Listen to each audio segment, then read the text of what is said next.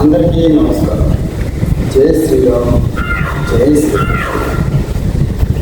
మీరు ఈ సందర్భంలో చూస్తున్నారు ఈ దేవదేవుడు శ్రీకృష్ణ భగవానుడు. దీన్ని శ్రీమద్ ఏసి భక్త వేదాంత స్వామి ప్రభుపాదులు అంతర్జాతీయ కృష్ణ చైతన్య సంఘ సంస్థాపక సభ్యులు రూపొందించారు. ఆయన భక్తి వేదాంత స్వామి గారు రచించిన గ్రంథం కృష్ణుడి యొక్క లీలలు అమోఘమైన ఆయన యొక్క భక్తి విధాలు. అంటే ఆయన ఎన్ని రకాలుగా దేవుడిగా వచ్చి దేవుడిగా ఆయన పట్టించుకుంటున్నాడు. సరే, ఆ ప్రకటనలో ఆయన చేసిన ఎన్ని కర్తవ్యాలు ఉన్నాయో, ఎన్ని బాధ్యతలు ఉన్నాయో, ఎంతమంది అయితే సరే బాధపడుతూ ఉంటారు. ఏమని మీ అందరికీ తెలుసు, బాధపడుతూ ఉంటారు. ఈ రకంగా బాధపడతారు.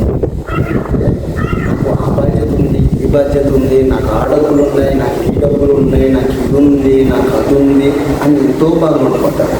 కానీ ఇక్కడ దేవదేవుడు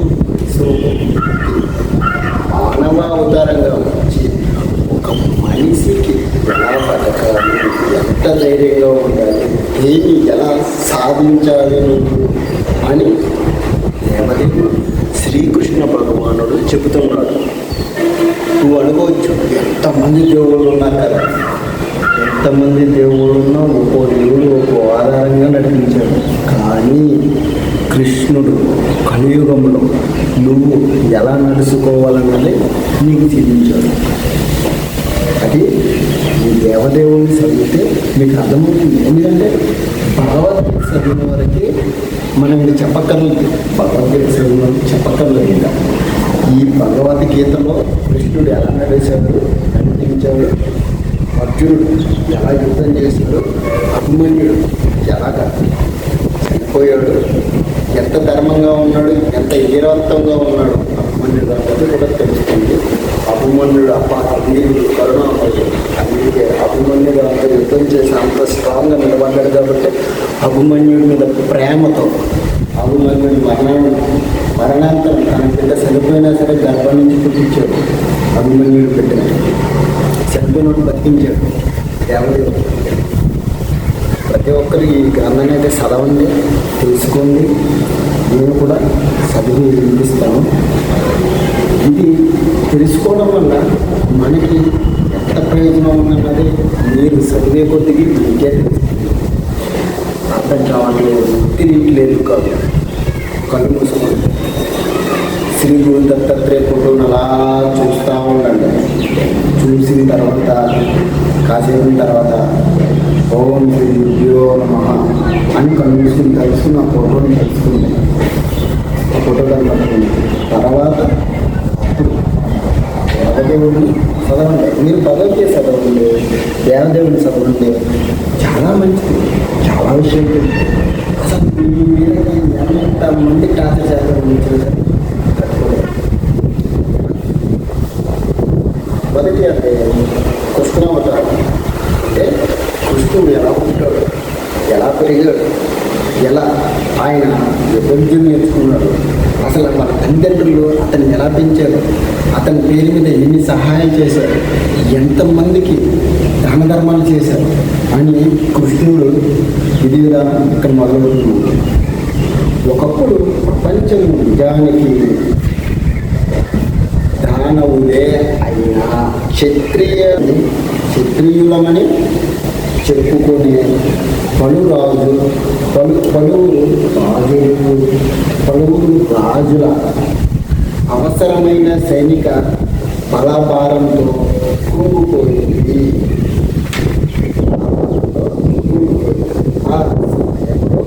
ప్రపంచమంతా కల్లోలితముగా, ఆ సమయంలో ప్రపంచమంతా కల్లోలితముగా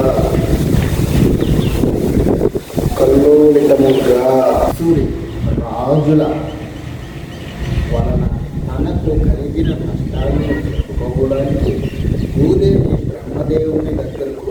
వెళ్ళింది. భూదేవి తల్లి బ్రహ్మదేవుని దగ్గరికి వెళ్ళింది. ఆ భారాన్ని భరించలేక భూదేవి కలిగిన నష్టాలను చెప్పుకోవడానికి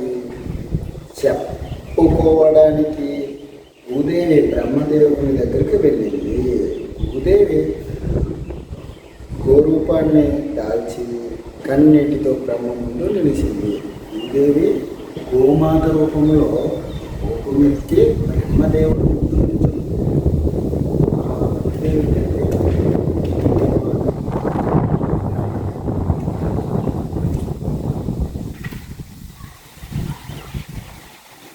నిలిచింది. ఆమె అతని కరుణను కోరింది. ఆయన కరుణించుకుంటూ కోరుకుంది. భూలోక కల్లోల పరిస్థితిని ఆమె చేయగా బ్రహ్మదేవుడు మిక్కిలి కలత చెందినవాడై విష్ణు భగవానుడు నివసించే క్షీరసాగరానికి వెంటనే బయలుదేరాడు. ఎందుకంటే బ్రహ్మదేవుడు పెద్ద సృష్టికర్త. మరి ప్రపంచాన్ని అంతా సృష్టిలో ఉంటాడు, సృష్టికర్తను తయారు చేస్తూ ఉంటాడు, సృష్టిలో ఉంటాడు. ఆయన అనేక పనుల్లో బిజీగా ఉంటాడు. మరి ఆ సమయాన మరి భూదేవి తల్లి ఈ పాపభారాన్ని భరించలేక బ్రహ్మదేవుని దగ్గరికి వెళ్ళి అక్కడికి చెప్పడంతో ఆయన ఏం చేశాడు? మహావిష్ణు దగ్గరికి బయలుదేరి ఆయన మాట్లాడుతున్నాడు. శివాది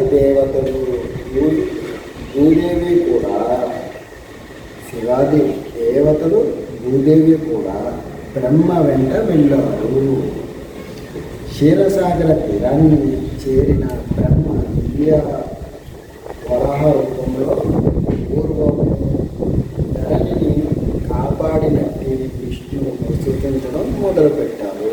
ఇదే వరాహ రూపమెత్తి శ్రీ మహావిష్ణువు ఒకప్పుడు ఇద్దరు అన్నదమ్ములున్న రాక్షస జాతి వాళ్ళు భూదేవిని దాసిస్తే వరాహ అవతారంలో వచ్చాడు మహావిష్ణువు. చిటుకులో పుడతాడు, కండలు పెరుగుతాయి, బలం పెరుగుతుంది, బాడీ పెరుగుతుంది, ఒక్క ఇటుకలతో కొడతాడు. అలాగా కొట్టి చేసి కాపాడి భూదేవి తల్లిని తీసుకొచ్చేసాడు. ఆ విషయం చేసుకొని అందరూ కూడా శుద్ధిస్తున్నారు వాసుదేవ అవతారం ఎత్తి భూమిని కాపాడినోడివి. ఇప్పుడు భూమాత ఏమో బ్రహ్మ దగ్గరికి వచ్చింది, బ్రహ్మదేవుడేమో శివుని కలుపుకుని తర్వాత మిగతా దేవతలను కలుపుకుని మళ్ళీ మీ దగ్గరికి వచ్చేసాడు, మీ దగ్గరికి వచ్చేసామని చెప్పేసి తలుసుకుంటూ వాళ్ళు ప్రార్థన విధంగా భావిస్తున్నారు. జై శ్రీరామ్, జై శ్రీకృష్ణ. మళ్ళీ వీడియోలో కలుద్దాం.